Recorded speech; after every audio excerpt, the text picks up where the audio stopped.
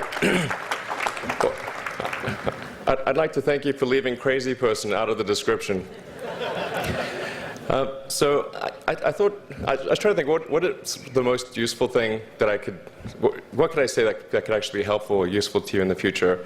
And I thought I'd perhaps tell the story of how I sort of came to be here. How did some of these things happen? And maybe there's some lessons there, because I often find myself wondering, how did this happen? So when I was young, I didn't really know what I was going to do when I got older. People kept asking me, but then eventually I thought that the idea of inventing things would be really cool. And the reason I thought that was because I read a quote from Arthur C. Clarke, which said that a sufficiently advanced technology is indistinguishable from magic, and that's really true. If you go back, say, 300 years, the things that we take for granted today would be you'd be burned at the stake for.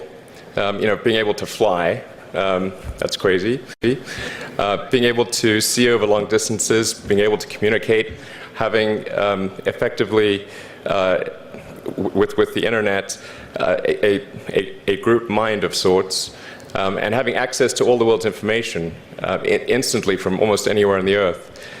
This is stuff that really would be magic, or would be considered magic in times past. In fact, I think it actually goes beyond that, because there are many things that we take for granted today that weren't even imagined in times past. They weren't even in the realm of magic.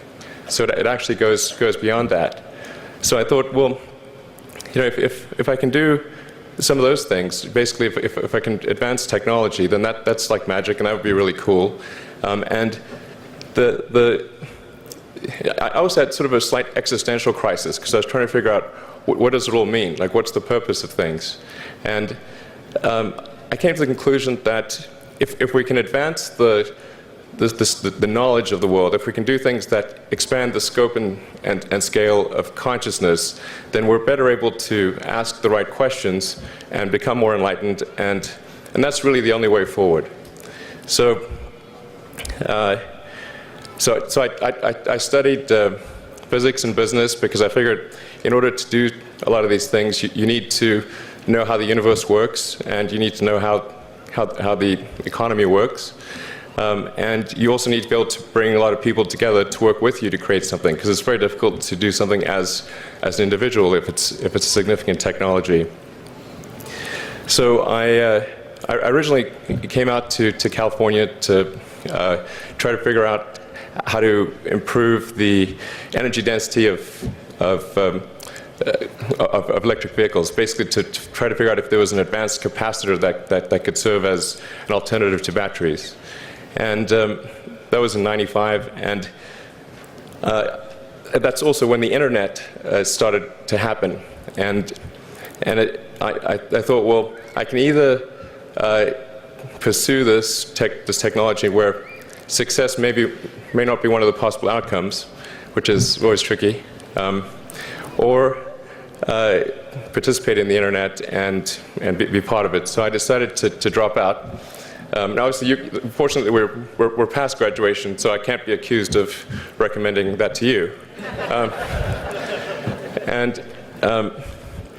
So did some internet stuff. Did a few things here and there. One of which was PayPal. And I think maybe it's helpful to say one of the things that was important then in the creation of PayPal was kind of how it started, because initially, the initial thought with PayPal was to create an agglomeration of financial services, so to have one place where all of your financial services needs would be seamlessly integrated and work smoothly. And then we had like a little feature which was to do email payments. And whenever we'd show the system off to someone, we'd show the hard part, which was the agglomeration of financial services, which was quite difficult to put together. Nobody was interested. Then we'd show people email payments, which was actually quite easy, and everybody was interested. So this is, I think it's important to take feedback from your environment. you want to be as closed loop as possible. So we focused on email payments and really try to make that work, and that's what really got things to take off. But if we hadn't responded to what people said, then we probably would not have been successful.